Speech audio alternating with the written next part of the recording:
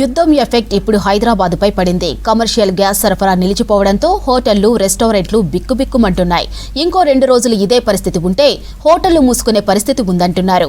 Hotels రంగంపై ఆధారపడ్డ అనేక మంది రోడ్డును పడే పరిస్థితి ఉందంటున్నారు తెలంగాణ హోటల్స్ అసోసియేషన్ ప్రెసిడెంట్స్. హోటళ్లు, రెస్టారెంట్లకు గ్యాస్ సరఫరా ఆగిపోయిందన్నారు. ఇక గ్యాస్ సరఫరాపై ప్రభుత్వం నుంచి ఎలాంటి సమాచారం లేదని చెప్పారు. ఇక నుంచి గ్యాస్ సరఫరా కష్టమేనని డిస్ట్రిబ్యూటర్లు చెబుతున్నారన్నారు. గ్యాస్ సరఫరా లేకుంటే హోటల్ ఇండస్ట్రీపై ఆధారపడి బతికే వాళ్లందరూ రోడ్డున పడతారని చెప్పారు. కేంద్ర, రాష్ట్ర ప్రభుత్వాలు చొరవ తీసుకొని గ్యాస్ కొరత లేకుండా చూడాలన్నారు వెంకట్రెడ్డి.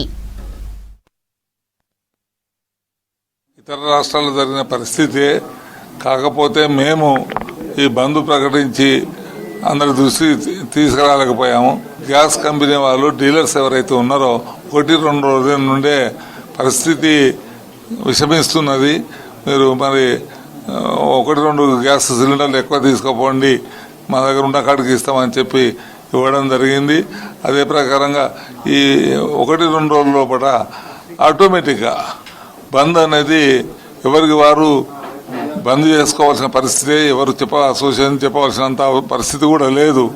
ఎందుకంటే ఆక్సిజన్ మనిషికి ఒకటేసారి ఎలా అయితే ఆగిపోతుందో అటువంటి పరిస్థితి హోటల్ ఇండస్ట్రీకి మాత్రం ఇది ఒక ప్రాణవాయువు. మాకు కమర్షియల్ గ్యాస్ వాళ్ళు వెహికల్స్ ద్వారా ప్రతిరోజు ఒకసారి మీకు ఎన్ని సిలిండర్ల రిక్వైర్మెంట్ ఉందని చెప్పి అడిగి ఇచ్చిపోయేవారు. ఇప్పుడు అటువంటి పరిస్థితి లేదు. మేమే వారి దగ్గర పోయి అడగవలసిన పరిస్థితి. అడిగితే మరి గ్యాస్ సప్లై గవర్నమెంట్ ఆపేసింది, పైనుండి సప్లై లేదు కాబట్టి మరి మేమేం చేయలేము. మరి ఏ పరిస్థితి వాళ్ళు చెప్పలేకపోతున్నారు. మేము వస్తే కానీ ఇవ్వగలుగుతాం, కానీ రానప్పుడు మాకు ఏ సమాచారం లేదు. ఇప్పుడు ఒకటి మాత్రం మాకు తెలిసింది ఏంటంటే ఎమర్జెన్సీ కింద ఇప్పుడు హాస్పిటల్స్కు మాత్రం డొమెస్టిక్ గ్యాస్ ఇవ్వాలని చెప్పి గవర్నమెంట్ ఆర్డర్ ఇచ్చింది. వాళ్ళకి మాత్రమే కొంత సప్లై చేస్తున్నాం. ఇప్పుడు కమర్షియల్గా హోటళ్ళు గ్యాస్కి మాత్రం ఎలాంటి సూచనలు మాకు లేవు. అసలు మా దగ్గర గ్యాస్ అనేది లేదు. ఈ మార్చి 1 నాడు కొంత పెంచారండి, మళ్ళీ మొన్న 7th నాడు కొంత పెంచారు. ఎంత పెంచినా మేము ఖరీదు చేయక తప్పదు, వ్యాపారం బంద్ చేసుకోలేము.